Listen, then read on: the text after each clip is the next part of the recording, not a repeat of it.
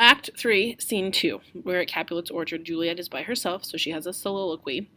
She has no idea what has just happened, so be aware of that. Juliet says, "Gallop apace, you fiery-footed steeds, toward Phoebus's lodging. Such a wagoner as Phaeton would whip you to the west, and bring in cloudy night immediately. Spread thy close curtain, love-performing night, that runaways' eyes may wink, and Romeo leap to these arms, untalked of and unseen. Lovers can see to do their amorous rites by their own beauties, or if love be blind, it best agrees with night. Come, civil knight, thou sober-suited matron, all in black, and learn me how to lose a winning match, played for a pair of stainless maidenhoods." So this whole part right here, if you look over here, Phoebus is Apollo, the god of the sun. Phaeton is a mortal who lost control. So basically she's saying, go away, sun, and, let it be nighttime. And we know that they, as Romeo and Juliet, the couple, they like nighttime better because that's when they can be together, okay? It says, "Hood my unmanned blood bating in my cheeks with thy black mantle, till strange love grown bold, think true love acted simple modesty. Come night, come Romeo, come, thou day and night, for thou would lie upon the wings of night, whiter than the new snow on a raven's back. Come gentle night, come loving black-browed night, give me my Romeo, and when he shall die, take him and cut him out in little stars, and he will make the face of heaven so fine that all the world will be in love with night, and pay no worship to the garish sun." So it's a little morbid, but this is actually one of my favorite lines in the play. This, "Give me my Romeo, and when he shall die, take him and cut him out in little stars, and he will make the face of heaven so fine that all the world will be in love with night." So when Romeo dies, put him into the stars so that everyone can be in love with night. I just love the words there. A little morbid, cut him into pieces, but it's fine. And pay no worship to the garish sun. "Oh, I have bought the mansion of a love, but not possessed it, and though I am sold, not yet enjoyed, so tedious is this day, as is the night before some festival to an impatient child that hath new robes, and may not wear them. Oh, here comes my nurse." So she's so impatient for nighttime. So the nurse comes in, wringing her hands, so she is bringing news, and it's not good news. It says, "She brings news, and every tongue that speaks but Romeo's name speaks heavenly eloquence. Now, nurse, what news? What hast thou there? The cords that Romeo did bid thee fetch?" The nurse says, I the cords. If we look back, we can see cords is the rope ladder. So the rope ladder is for Romeo to climb into Juliet's room later that night. But the nurse is distracted. So Juliet says, "I me, what news? Why dost thou wring thy hands?" The nurse says, "Ah, well a day, he's dead, he's dead, he's dead. We are undone, lady, we are undone. Alack the day, he's gone, he's killed, he's dead." And then Juliet has no idea who the nurse is talking about, but she assumes that it's Romeo. And so she's like, what? Can heaven be so envious? Nurse says, "Romeo can, though heaven cannot. Oh, Romeo, Romeo, who would have ever thought it Romeo?" So the nurse has not told her yet who is actually dead. She keeps saying this. So Juliet thinks it's Romeo. So Juliet says, "What devil art thou that dost torment me thus? This torture should be roared in dismal hell. Hath Romeo slain himself? Say thou but I, and that bare vowel I shall poison more than the death-darting eye of a cockatrice. I am not I, if there be such an eye, or those eyes shut that make the answer I. If he be slain, say I, or if not, no. Brief sounds determine of my weal or woe." The nurse says, "I saw the wound, I saw it with mine eyes. God save the mark here on his manly breast. A piteous corse," a corse is a corpse, "a bloody piteous corse, pale, pale as ashes, all bedaubed in blood, all in gore blood. I swoonded at the sight." Juliet says, "Oh, break my heart. Poor bankrout, break at once. To prison eyes ne'er look on liberty. Vile earth, to earth resign, end motion here, and thou and Romeo press one heavy bier." The nurse says, "Oh, Tybalt, Tybalt, the best friend I had, oh, courteous Tybalt, honest gentleman, that ever I should live to see thee dead." So now Juliet's like, "Wait a minute. Is Romeo dead? Or now you're talking about Tybalt? Is Tybalt dead? You got to tell me what's going on." Juliet says, "What storm is this that blows so contrary? Is Romeo slaughtered? And is Tybalt dead? My dear loved cousin and my dearer lord? Then dreadful trumpet sound the general doom. For who is living if those two are gone?" The nurse says, "Tybalt is gone, and Romeo banished. Romeo that killed him, he is banished." So Juliet has just found out that her husband is responsible for killing her cousin. Juliet says, "Oh God, did Romeo's hand shed Tybalt's blood?" The nurse said, it did, alas the day, it did." Okay, so this is getting real complicated real fast. Juliet says, "O serpent heart, hid with a flowering face, did ever dragon keep so fair a cave? Beautiful tyrant, fiend, angelical, dove-feathered raven, wolvish ravening lamb, despised substance of the divinest show."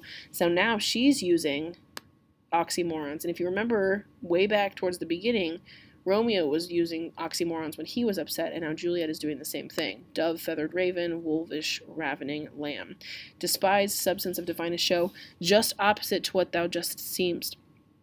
A damned saint, an honorable villain. O nature, what hadst thou do in hell when thou didst bower the spirit of a fiend? In mortal paradise of such sweet flesh, was ever book containing such vile matter so fairly bound? O that deceit should dwell in such a gorgeous place. So she's saying all these things because now she's conflicted, because she loves Romeo, but he is also responsible for killing one of her family members. Okay, so she's confused. The nurse says, "There's no trust. No faith, no honesty in men, all perjured, all forsworn, all not, all dissemblers. Ah, where is my man? Give me some aqua vitae. These griefs, these woes, these sorrows make me old. Shame come to Romeo." So the nurse has just shamed Romeo, and Juliet says, "Blistered be thy tongue for such a wish. He was not born to shame. Upon his brow shame is ashamed to sit, for 'tis a throne where honor may be crowned, sole monarch of the universal earth. Oh, what a beast was I to chide at him." So now she feels bad because she's like, I can't speak ill of my husband because he's my husband. So the nurse says, "Will you speak well of him that killed your cousin?" Juliet says, "Shall I speak ill of him that is my husband?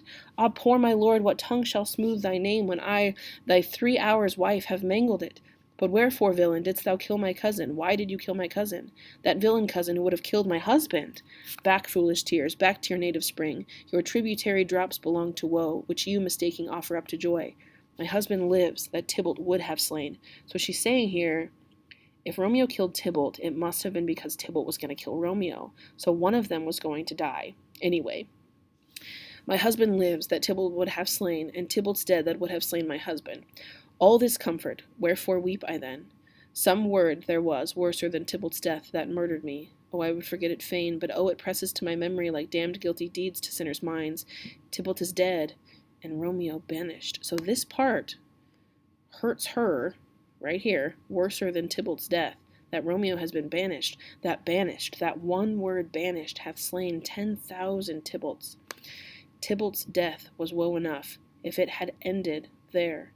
Or if sour woe delights in fellowship, and needly will be ranked with other griefs, why followed not when she said, "Tybalt's dead, thy father or thy mother, nay, or both," which modern lamentation might have moved. But with a rearward following Tybalt's death, Romeo is banished. To speak that word is father, mother, Tybalt, Romeo, Juliet, all slain, all dead. So this phrase is the equivalent to her of all of these people dying. That's how much it devastates her. Romeo is banished.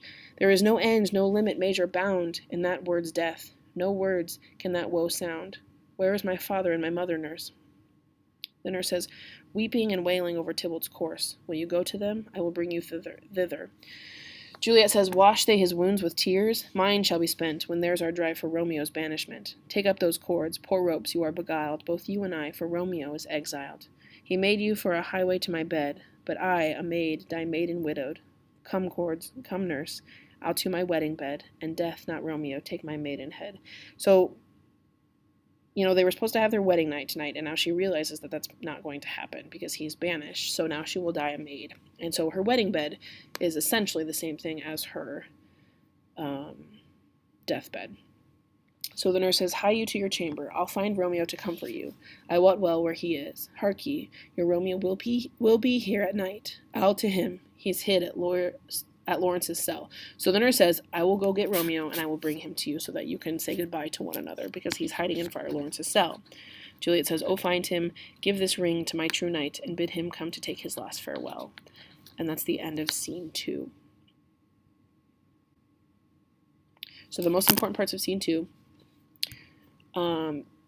Juliet finds out that Romeo has killed Tybalt, and the nurse is going to bring Romeo to Juliet's room so they can say goodbye before he's banished. And that's what you need to put on your summary sheets for scene 2. Scene 3, we're in Friar Lawrence's cell, so we're going to see Romeo. Okay, Friar Lawrence comes in and says, "Romeo, come forth, thou fearful man. Affliction is enamored of thy parts, and thou art wedded to calamity." Okay, so these two parts, if you look over here, it says trouble loves you. You are wedded to calamity. Affliction is enamored or in love with you.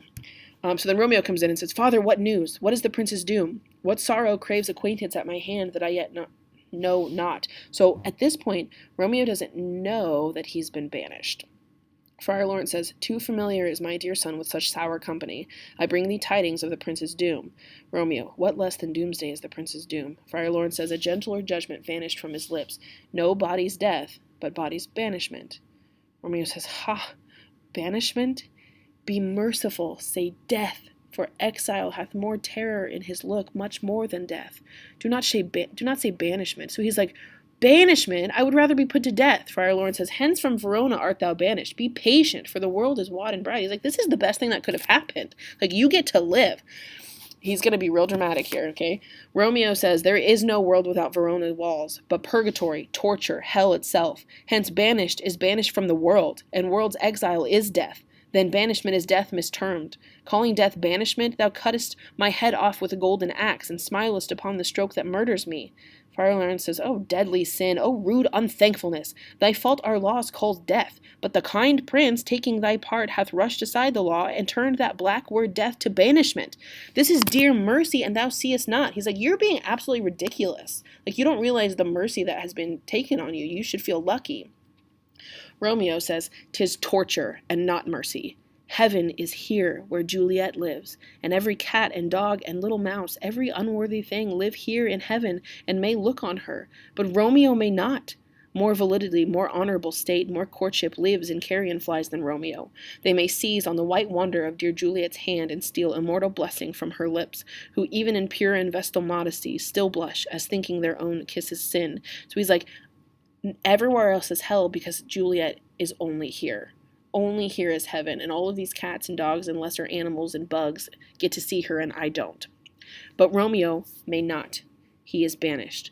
This may flies do, when I from this must fly. They are free men, but I am banished. And sayest thou yet that exile is not death?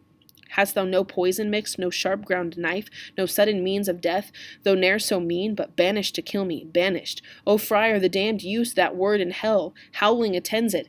How hast thou the heart, being a divine, a ghostly confessor, a sin absolver, and my friend, profess to mangle me with that word, banished? Friar Lawrence says, Thou fond madman, hear me a little speak. Romeo says, Oh, thou wilt speak again of banishment. Friar Lawrence says, I'll give thee armor to keep off that word, adversity, sweet milk, philosophy to comfort thee, though thou art banished. Romeo says, Yet banished, hang up philosophy. Unless philosophy can make a Juliet, displant a town, reverse a prince's doom, it helps not, it prevails not, talk no more. So here, Friar Lawrence says, I'm going to give you some advice, and I'm going to tell you some things that's going to make banishment not seem so bad. And Romeo's like, no, unless it can create Juliet and change everything, it's not going to make me feel better. Friar Lawrence says, Oh, then I see that madmen have no ears. Romeo, how should they, when that wise men have no eyes? Friar Lawrence says, Let me dispute with thee of thy estate. Romeo says, Thou canst not speak of that thou dost not feel. Wert thou as young as I, Juliet thy love, an hour but married, Tybalt murdered, doting like me and like me banished, then mightest thou speak, then mightest thou tear thy hair and fall upon the ground as I do now, taking the measure of an unmade grave. So here, basically, he's saying, you don't understand me, kind of like one of those angsty teenage things. He's like, you don't get it because you're not young and you're not in love. Okay, so then the nurse knocks. And Friar Lawrence says, Arise, one knocks, good Romeo, hide thyself. Romeo says, Not I, unless the breath of heartsick groans mist-like enfold me from the search of eyes. He's like, Let them find me. Knock again. Friar Lawrence says, Hark, how they knock. Who's there? Romeo, arise, thou wilt be taken. Stay a while, stand up. Run to my study. By and by, God's will with simpleness is this. I come. The knocking again. Who knocks so hard? Whence you come? What's your will? The nurse says, Let me come in, and you shall know my errand. I come from Lady Juliet. Friar Lawrence says, Welcome, then, and the nurse comes in. The nurse says, O holy friar, O tell me, holy friar, where is my lady's lord? Where is Romeo? There, on the ground, with his own tears made drunk. So he's like sobbing on the ground. Nurse says, Oh, he is even in my mistress's case, just in her case. O woeful sympathy, piteous predicament, even so lies she, blubbering and weeping, weeping and blubbering. Stand up, stand, and you be a man. For Juliet's sake, for her sake, rise and stand. Why should you fall into so deep an Romeo rises and says, Nurse. Nurse says, Ah, sir. Well, death's the end of all. Romeo says, Spakest thou of Juliet? How is it with her? Doth not she think me an old murderer? Now I have stained the childhood of our joy with blood removed from but little from her own. Where is she? And how doth she? And what says my concealed lady to our cancelled love? The nurse says, Oh, she says nothing, sir, but weeps and weeps, and now falls on her bed, and then starts up, and Tybalt calls, and then on Romeo cries, and then down falls again. So she's like, Juliet is a mess. She's crying for you. She's crying for Tybalt.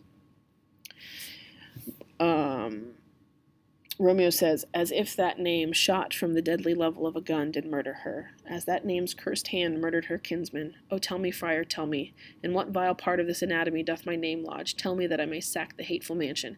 And so he pulls out his dagger, okay? So basically he says, my name is what killed Tybalt and is what is killing Juliet. Tell me where it's at, and I will cut it out of my body. So Friar Lawrence says, hold thy desperate hand. Like, whoa, just wait a minute. Art thou a man? Thy form cries out, thou art. So right now, Friar Lawrence is going to chew Romeo out for acting like a big baby. He says, you need to man up, and you need to go take care of your lady, and you need to figure this stuff out, okay? He says, thy tears are womanish. Thy wild acts denote the unreasonable fury of a beast. Unseemly woman in a seeming man, or ill-beseeming beast in seeming both. Thou hast amazed me. By my holy order I thought thy disposition better tempered. Hast thou slain Tybalt? Wilt thou slay thyself, and slay thy lady too that lives in thee, by doing damned hate upon thyself? Why railest thou on thy birth, the heaven and earth, since birth and heaven and earth all three do meet in thee at once, which thou at once wouldst lose? Fie, fie, thou shamest thy shape, thy love, thy wit, which like a usurer aboundst in all, and usest none in that true use indeed, which should bedeck thy shape, thy love, thy wit. Thy noble shape is but a form of wax, digressing from the valor of a man. Thy dear love sworn, but hollow perjury, killing that love which thou hast vowed to cherish. If you kill yourself, you kill your love, and you kill Juliet. Thy wit, that ornament to shape and love, misshapen in the conduct of them both, like powder in a skillless soldier's flask, is set afire by thine own ignorance, and thou dismembered with thine own defense. What, rouse thee, man? Thy Juliet is alive, for whose dear sake thou wast but lately dead. There art thou happy. Tybalt would kill thee, but thou slewest Tybalt. There art thou happy. The law that threatened death becomes thy friend and turns it to exile. There art thou happy. A pack of blessings light upon thy back. Happiness courts thee in her best array, but like a misbehaved and sullen wench, thou poutest upon thy fortune and thy love. So this end part here is important because he's like, all of these things are good. Juliet is alive. You did not die. You killed the guy who was going to kill you, and you don't have to die because of it. You get to go somewhere else and live. He's like, all of these blessings are falling on you, and you're just whining about it, and you're being a big baby. Okay? Friar Lawrence continues and says, take heed, for such die miserable. Get thee to thy love, as was decreed. Ascend her chamber, hence and comfort her. But look thou stay not till the watch be set, for then thou canst not pass to Mantua. So he says, go spend a night with Juliet, say goodbye to her and comfort her, but leave before the sun comes up. Okay? And then go to Mantua. So Mantua is where he's going to go, where thou shalt live till we can find a time to blaze your marriage, reconcile your friends, beg pardon of the prince, and call thee back, with 20,000 times more joy than thou wentst forth in lamentation. Go before nurse, commend me to thy lady, and bid her hasten all the house to bed, which heavy sorrow makes them apt unto. Romeo is coming. So he says, we're going to figure out a way for you to come back someday. But that can't happen if you're dead. So get out of here, go to Mantua, and just wait. The nurse says, O Lord, I could have stayed here all the night to hear good counsel. Oh, what learning is! My lord, I'll tell my lady you will come. Romeo says, do so, and bid my sweet prepare to chide. The nurse says, here is a ring she bid me give you. Sir, hie you, make haste, for it grows very late. Okay, then the nurse leaves. Romeo says, how well my comfort is revived by this. Friar Lawrence says, go hence, good night, and here stands all your state. Either be gone before the watch be set, or by the break of day disguised from hence. Sojourn in Mantua. I'll find out your man, and he shall signify from time to time every good hap to you that chances here. Give me thy hand. 'Tis late. Farewell. Good night. Romeo says, but that a joy past joy calls out on me. It were a grief so brief to part with thee. Farewell. And that's the end of scene 3. Okay, so scene 3 begins with Friar Lawrence and Romeo. Romeo's being a big baby. This is what you need to put in your summary sheet. Romeo's being a big baby. Friar Lawrence tells him to man up. He says, go to Juliet tonight, get to Mantua in the morning, and we're going to figure out how to bring you back someday. And that's it for scene 3.